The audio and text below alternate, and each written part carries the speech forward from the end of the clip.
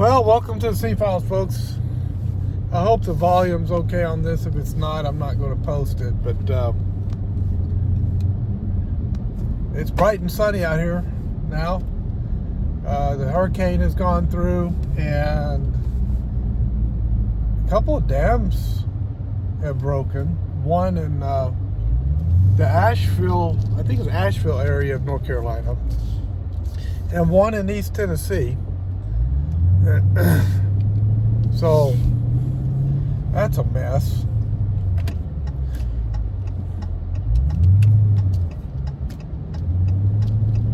So a lot of people are still being affected by this hurricane that went through. And there's another one that's forming in the Gulf right now. Don't know, the meteorologists don't know yet what it's going to do. If it's going to form up and hit the Gulf Coast, or if it's going to do something different. But the last report I saw was that it looks like it was going to form up, but we'll see what happens with that one. And then there's another one behind it out in the Atlantic, that was too far out to really know what's going to happen with that one.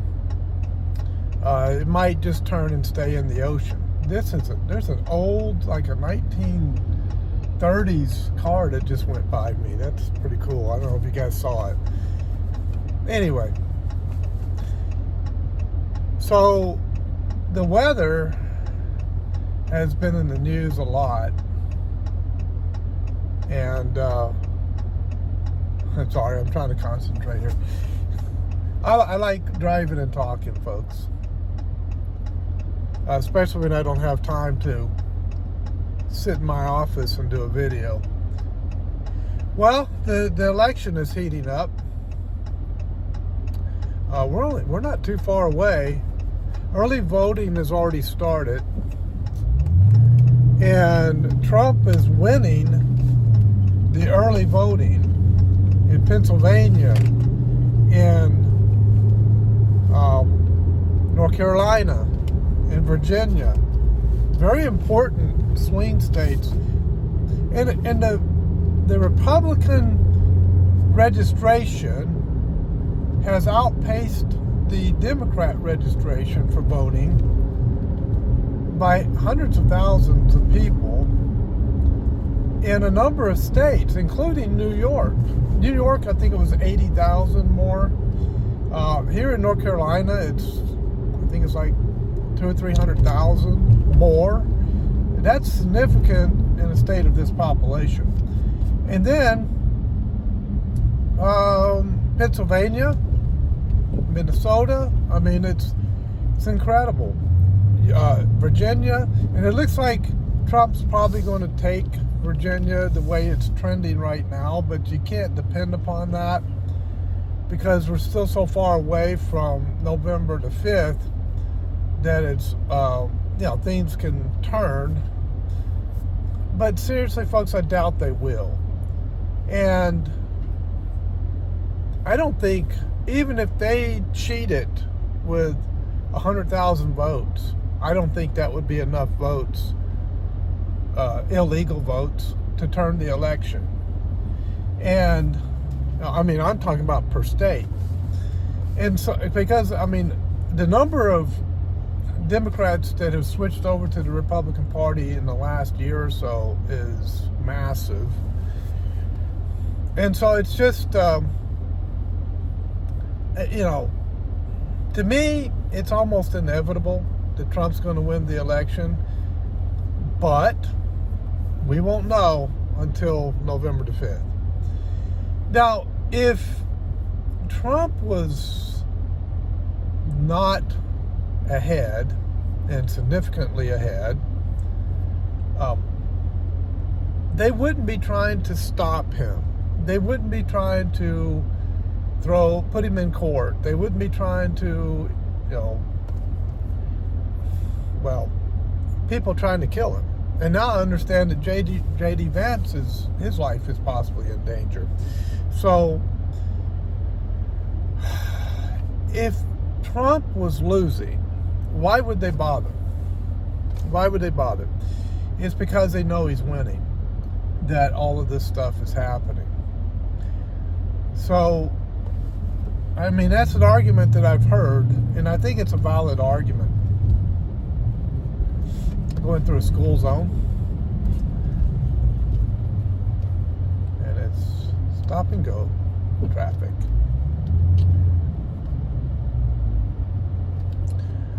So, I mean, think about it.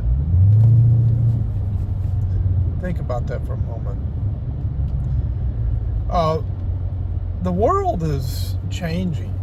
I don't know if you're noticing this, but the world is changing. It seems to me that with the rise of Christianity in China, and it's growing exponentially in China. I think there's more Christians in China than there are in the United States at this point. It seems to me that the Communist Chinese Party is on its deathbed, and it's dying. And it's dying a slow, painful death. And I just don't think within 2 generations the CCP will be running China. I don't see it. Russia is already, they went from being the Soviet Union, atheistic communist, to being an Eastern Orthodox Christian nation. We're seeing this trend all over the world. This trend away from this globalism and the oligarchy toward individual nations having their revitalizing their cultures and revitalizing religion. As atheistic communism has tried to rule the world, it has failed miserably. And so I think we're going to see a different world. Now, everybody says, well, things look so bad right now. I mean, the world is so wicked and evil. I mean, look at the things happening in our schools, and look at the transgender reading hours to kids in libraries and things like that. Well, there's truth to that, but once again, from what I am seeing, the trend that I am seeing is that is dying. It's dying off. And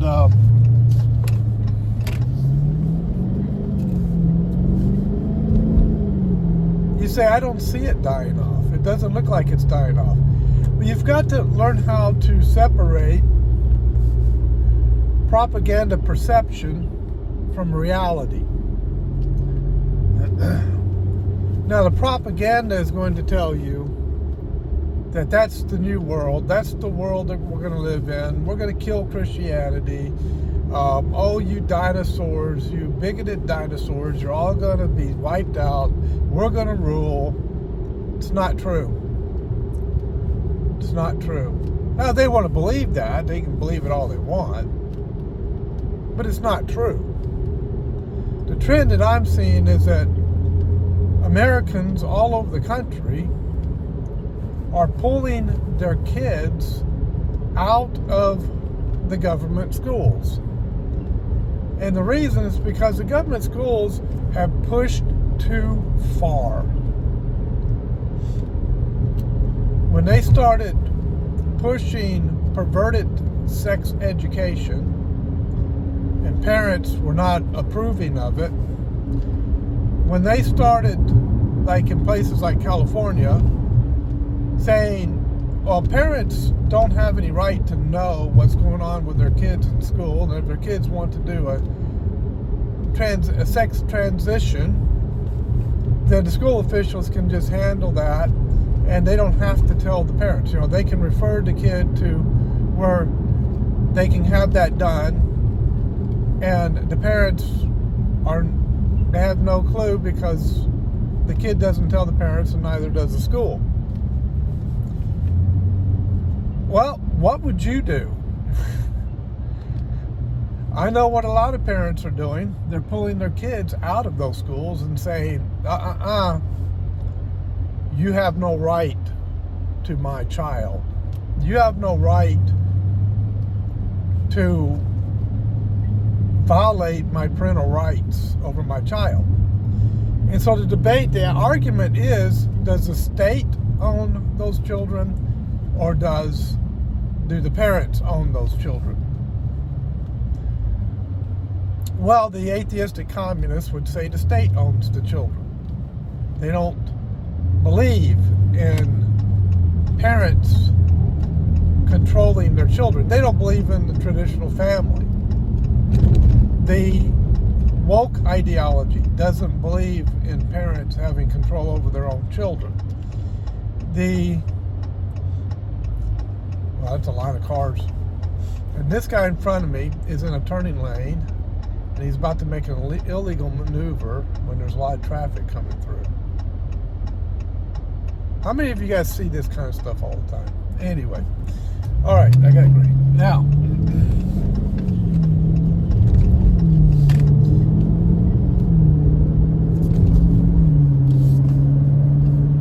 so, the new LGBTQ transgender ideology, they don't believe in parents having control over their children. Pedophiles don't want parents to have control over their children. Why? Because if parents have control over their children, that means that the pedophiles can't have them. And let that truck get over. Sorry, folks, I had to hit it because his truck he had his blinker on, and he was starting to come over on me, so I had to get out of his way. Anyway, and that messes with my thought process. So anyway, parental rights is everybody who's on the fringe of society, everybody who believes in atheistic evolutionary thought processes, they buy into that kind of nonsense. And they think that they can do whatever the heck they want and there's no consequences. But folks, there are consequences in life. And it's not karma that brings consequences. It's the sovereignty of the holy and righteous creator of the universe, God Almighty, that brings consequences into our lives. And it's sin that brings consequences into our lives.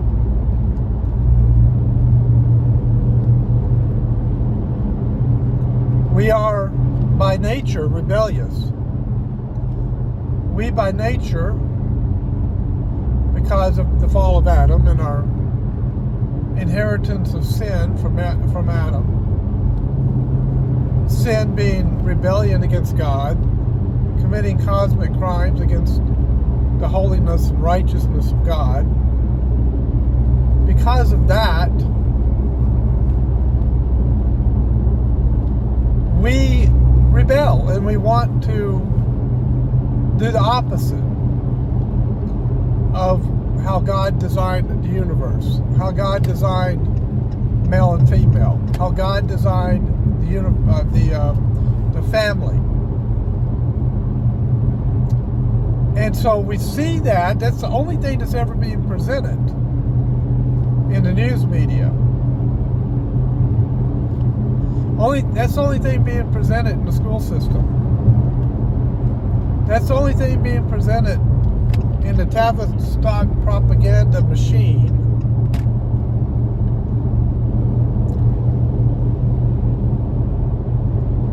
And so our world our view of the world, our understanding of how the world works, is basically controlled by the information that is presented to us.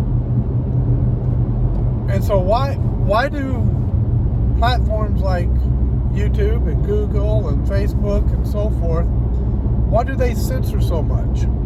Well, it's not because of misinformation, by the way. That's the excuse.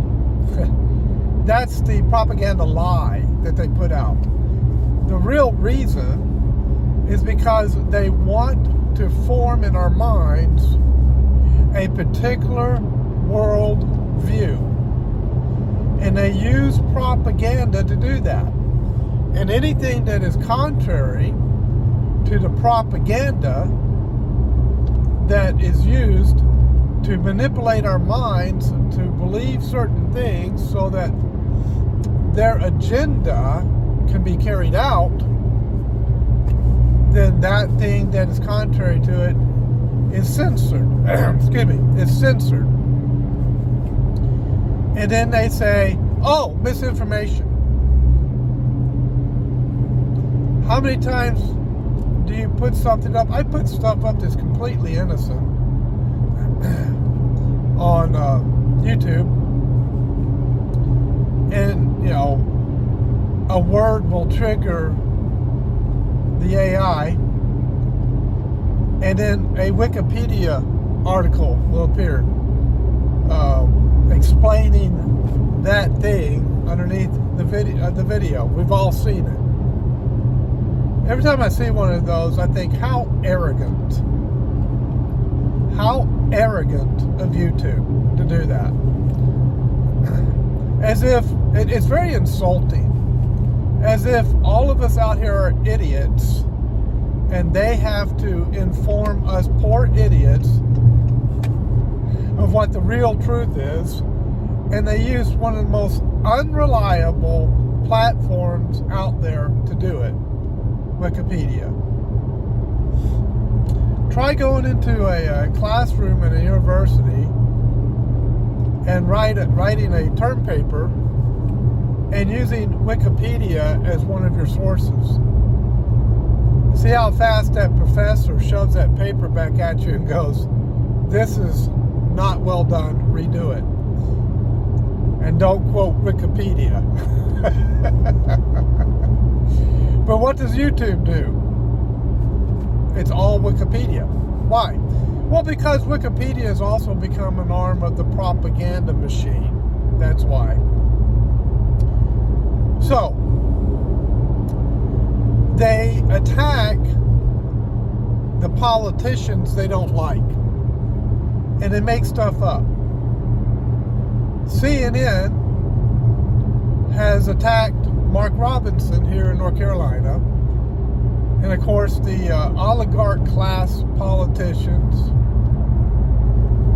have jumped on the bandwagon, including Republicans who are oligarchs, have jumped on the bandwagon. The senator from South Carolina, I can't think of his name right now. I saw him recently. He's been in the Senate forever. I can't think of his name. Anyway, he was on. I saw a clip of him earlier criticizing Mark Robinson, and I was just rolling my eyes, going, "Dude, you have no clue what you're talking about." Or you're playing the oligarch game. You're just attacking because you don't like any populist. And really, this race is the populist versus the oligarchs. That's what it is.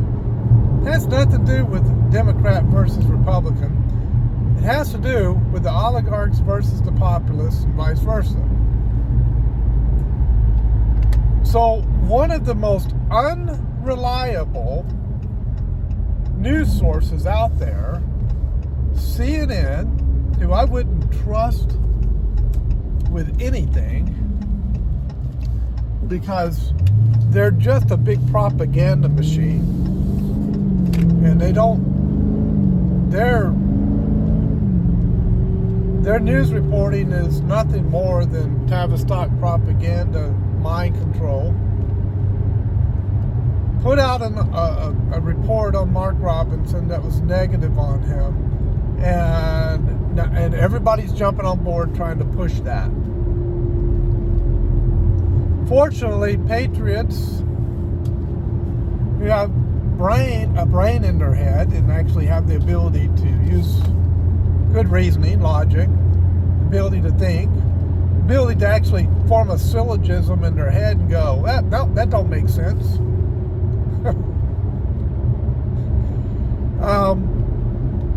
Are not buying into it.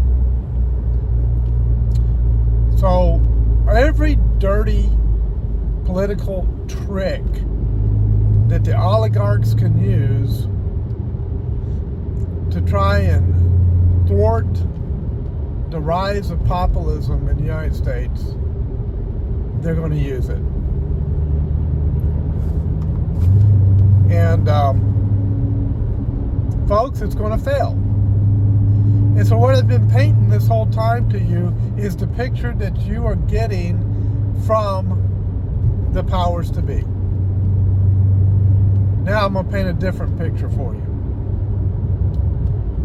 Homeschooling is rising exponentially. There's more homeschooling in America right now than I think there's been since probably the early 1800s.